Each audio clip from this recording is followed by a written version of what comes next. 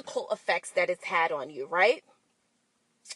And ask yourself if those concepts are helpful or productive. And if not, what would be the helpful or productive answer to all the negatives?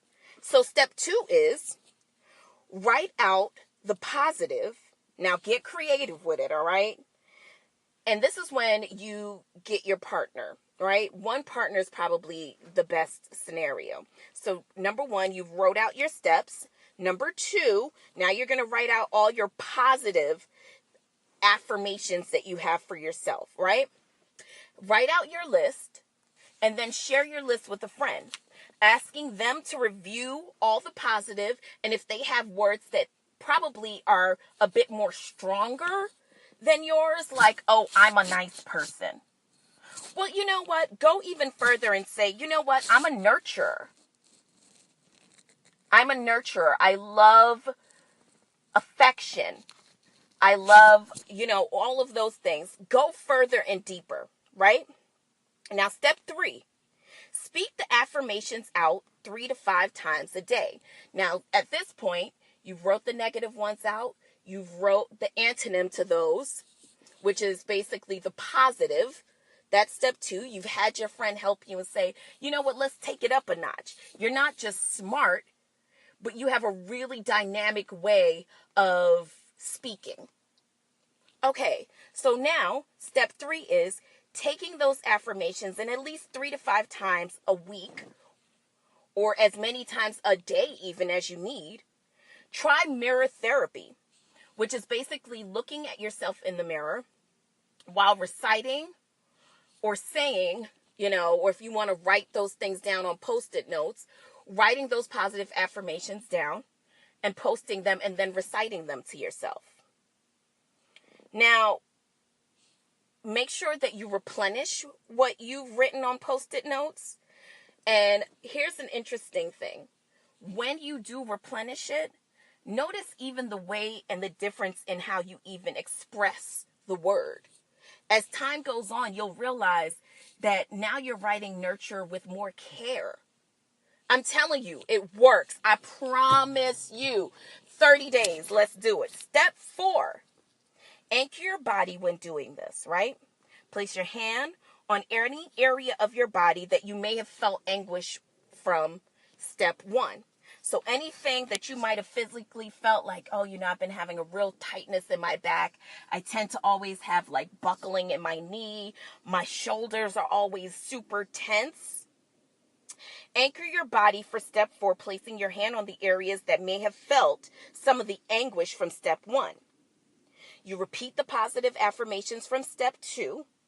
And the key to this is moving from affirmation to real positive embodiment of the quality in which you seek. And most of all, breathe through the process and know that this is not a 5-minute deal. This is something that you're probably going to have to practice for 30 days for it to become secondhand for you. All right, so last but not least, step 5, get a friend or a coach to repeat the affirmations to you.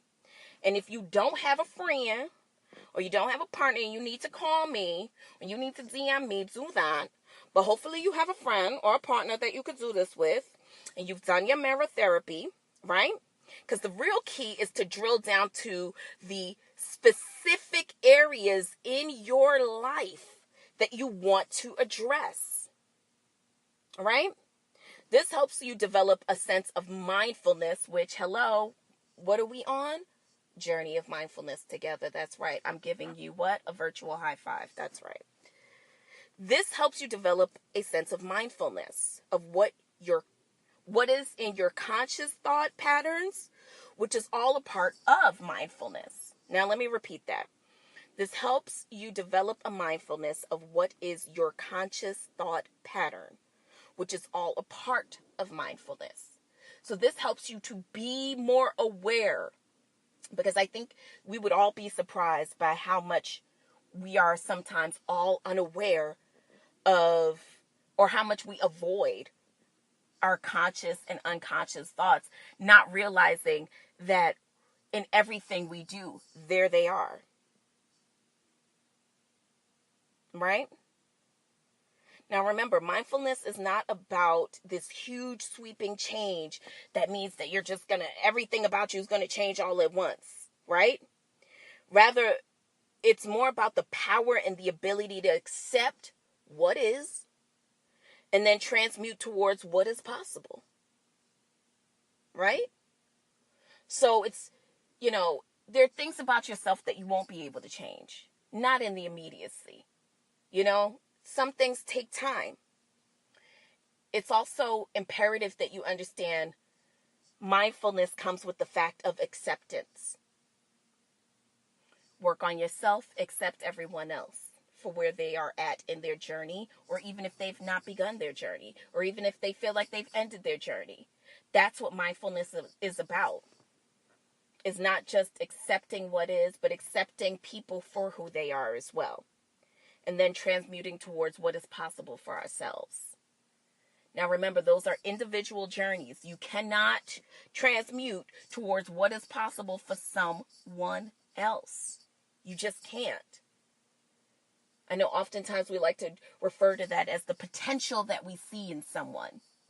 But potential will have you staying longer than possible, longer than necessary. Potential is a bitch that she's at the party, the lights are on, they're playing Celine Dion music, they're sweeping the floor around her, and there's potential still swaying back and forth, and people are like exiting the building. Potential likes to stay too long where she's not welcomed. Now listen, don't get me wrong. Mindfulness is about acceptance of what is, but be careful of potential. Thank you guys so much for listening. I'm so sorry that I was late this week, but I know that you really love the show, and I really love you, and I'm so glad that we're friends. Shout out to Philadelphia. I will be coming to you soon with a live, that's right, you heard me right, a live version of A Seat at the Table. That's right, a live show, a full-on wang dang doodle of a motherfucking time, a live show for that ass. Details to come soon. Clear your calendars, because I'm coming at ya. Peace!